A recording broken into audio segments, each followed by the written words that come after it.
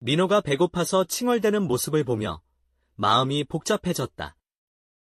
갑자기 어지러움이 느껴졌지만 민호의 손을 잡고 주방으로 가서 식탁에 앉혔다.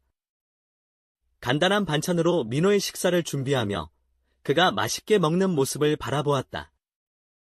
그 순간 남편과의 관계에서 오는 어려움에 대해 생각하게 되었다. 해결책을 찾기 위해 나는 시어머니에게 전화를 걸었다.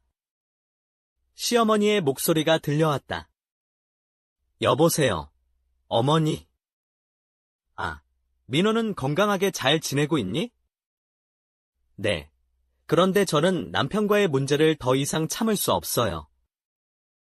얘야, 미안하다. 내가 할 수 있는 방법이 있다면 도와줄게. 조금만 더 참아줘. 어머니, 지금 상황에서는 더 이상 참을 수 없어요. 이혼에 대한 고민을 하고 있습니다. 그래. 그러면 내가 올라가서 직접 얘기하자. 그럴 필요 없어요. 여러 번 말씀드렸듯이 이제는 제가 스스로 결정을 내려야 할 때입니다. 시어머니가 무언가 말하려던 순간 나는 전화를 끊었다. 그 후 혼자 남아 감정을 정리하며 집안을 돌아다녔다. 그때 현우가 집에 돌아왔다. 그의 따뜻한 눈빛을 보면서 마음이 조금 편안해졌다. 우리는 간단한 인사를 나누었고 현우는 집을 나갔다.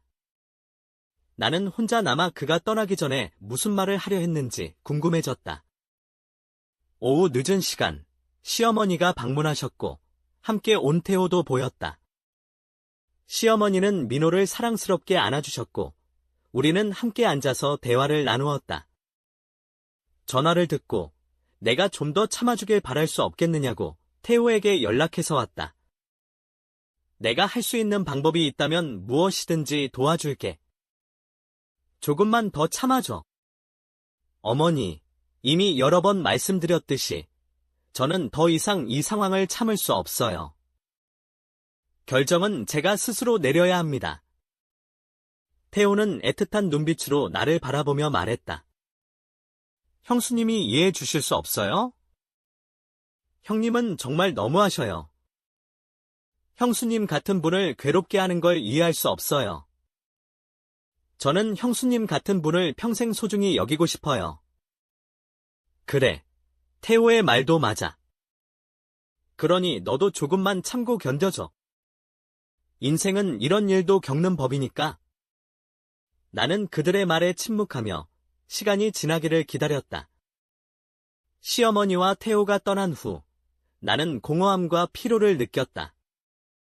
하루 종일 식사를 하지 않았다는 것을 깨닫고 간단하게 밥과 나물을 비벼 먹었다. 민호는 내 음식을 보며 먹고 싶어 했고 맛이 매웠는지 눈물을 흘리기도 했다.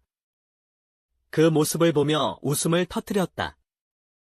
정원을 바라보며 장현우가 돌아올 시간이 지났다는 것을 알았다. 배부르긴 했지만 무언가 해야 할 것 같은 느낌이 들었다. 날이 어두워지면서 민호는 거실 바닥에서 장난감 자동차를 가지고 놀다가 잠들었다. 나는 물티슈로 민호의 얼굴과 손을 닦아주고 안방에 데려다 눕혔다. 어두운 거실에 조명등을 켜고 앉아 현우의 방으로 통하는 출입문을 보았다. 문을 열어보려고 했지만 오랫동안 잠겨있던 문을 여는 것이 조금 두려웠다. 문을 열고 들어가면 현우의 모습이 보일 것 같았다. 하루 종일 씻지 않아 불결해 보이는 내 모습을 돌아보았다. 세면장에서 샤워를 마친 후 상쾌한 기분으로 방으로 돌아갔다. 나는 옷을 벗고 샤워기 아래에 서서 물이 흐르는 소리에 귀 기울이며 기분이 좋아졌다. 거울에 비친 내 모습을 보며 기분이 한층 더 좋아졌다. 방에 들어와서 청소를 시작하기로 했다. 방으로 들어가 보니 장현우의 방이 정돈되어 있었다. 책꽂이에는 책들이 가지런히 놓여 있었고 그중 한 장의 사진이 눈에 띄었다. 사진 속에는 장현우와 함께 찍은 외국 여배우가 미소를 짓고 있었다. 사진을 보고 궁금증이 생겼고 나는 조심스럽게 서랍을 열어 그 여배우와 관련된 것들을 살펴보았다. 장현우와의 기념사진이 보였고 이로 인해 그의 개인적인 취향에 대해 더 알고 싶어졌다. 청소를 하다가 문득 장현우의 발자국 소리가 들렸다. 현우가 방으로 들어오면서 조금 놀란 표정을 지었지만 나를 보고 반가워했다. 그는 방 안을 살펴보며 누님이 여기 계시네요. 무슨 일로 오셨나요? 그냥 방 청소를 하려고요.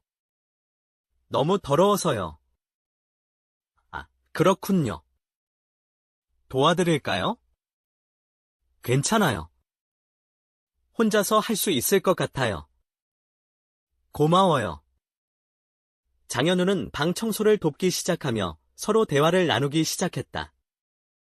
우리는 최근의 일상과 관심사에 대해 이야기하면서 친밀감을 느꼈다. 장현우는 방 안에 있는 물건들을 정리하는 데 도움을 주었고, 덕분에 방은 더욱 깔끔해졌다. 청소를 마치고 나서 우리는 소파에 앉아 간단한 차를 마시며 담소를 나누었다. 장현우는 나에게 방 청소를 도와줘서 감사하다고 말하며 다음에는 내가 필요할 때 언제든지 도와주겠다고 약속했다. 우리는 서로의 소중한 시간을 보내면서 유쾌한 대화를 나눴고 각자의 일상으로 돌아갈 준비를 했다. 이제 방은 깨끗해졌고 장현우는 내 도움에 감사하며 다시 만날 날을 기대한다고 말했다. 나는 그와의 만남이 즐거웠고 다음에 다시 만나기를 기대하며 작별 인사를 했다. 장현우의 품에 안기면서 나는 잠시 고통에서 벗어날 수 있었다. 그 순간조차 잊으려는 나의 일상은 장현우를 기다리는 것이었다. 집안 청소를 끝내고 소파에 앉아 오늘 그에게 어떤 모습을 보여줄지 고민했다.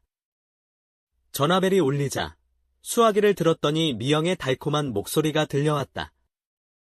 그녀는 안부를 묻고 자신의 친정집 이야기를 쏟아냈다. 특별한 이유로 전화를 한 것은 아니었고 바빠서 찾아오지 못했는데 며칠 후에 방문하겠다고 했다. 수화기를 내려놓으면서 미영이가 부탁했던 일, 즉 2천만 원이 필요하다는 말을 기억해냈다. 큰 액수라 쉽게 결정할 수 없는 문제였다. 답답한 마음에 어딘가로 나가고 싶었다. 민호를 바라보니 키가 자라서 옷이 작아 보였다. 민호의 옷을 사러 쇼핑을 해야겠다고 생각했다. 나는 블라우스와 스커트를 갈아입고 민호를 안고 차에 올랐다. 오랫동안 사용하지 않아 승용차에는 먼지가 쌓여 있었다. 결혼 초기에 남편과 함께 사용하던 차였다. 먼지를 털어내고 시동을 걸었다. 도로는 혼잡했고 백화점 주차장에 차를 세운 후 사람들이 북적이는 영업장으로 들어갔다. 인파 속에서 세 장에 갇혔다가 나온 듯한 해방감과 외로움을 느꼈다. 민호의 옷을 몇 벌 사고 로비의 긴 소파에 앉았다. 민호와 함께 아이스크림을 먹으며 쉬고 있는데 중년 남자가 옆에 앉았다. 그는 민호를 보며 말을 걸어왔다. 아이가 무척 귀엽네요. 몇 살이에요? 이제 3살이에요. 미인이신데 아이가 엄마를 닮았네요. 아빠를 닮았어요. 남자는 계속해서 말을 걸었고 점점 가까이 앉았다. 내 등 뒤로 손이 다가왔고 나는 불편한 느낌이 들었다. 평소 같으면 즉시 반응했겠지만 지금은 조용히 있었다. 예전에는 남의 신체 접촉에 민감했지만 현재는 달라진 것 같았다. 남자의 목소리가 귓가에 맴돌았다. 시간 있으세요? 남자에게 불쾌감을 느끼고 일어섰다. 그의 행동 때문인지 자신에게 화가 났는지 모른다. 나는 민호의 손목을 잡고 식당가로 향했다. 가슴이 두근거렸다. 간단히 점심을 먹고 다시 쇼핑을 하러 갔다. 로비에서 남자의 손길을 느꼈던 자리를 떠나면서 자신이 다시 거기 서 있는 것을 보고 놀랐다. 에스컬레이터를 타고 다른 층으로 이동했다. 여성 의류 쇼핑몰을 돌아다니면서도 빙긋이 웃었다. 여성들이 신체적 접촉을 문제 삼으면서도 의류는 점점 더 노출이 심해진다는 것이 아이러니하게 느껴졌다. 민호가 다리 아프다고 해서 등을 대고 백화점 내의 영화관으로 걸음을 옮겼다. 어린이 만화 영화 입장권을 구입하고 영화를 보며 시간을 보냈다. 영화가 끝나고 어두워진 하늘을 보며 집으로 향했다. 차 안에서 민호는 졸고 있었고 횡단보도 앞에서 장현우를 만났다. 그와 함께 손을 흔들며 인사했다. 그의 긴 머리카락이 바람에 흩날리며 우리는 함께 집으로 향했다.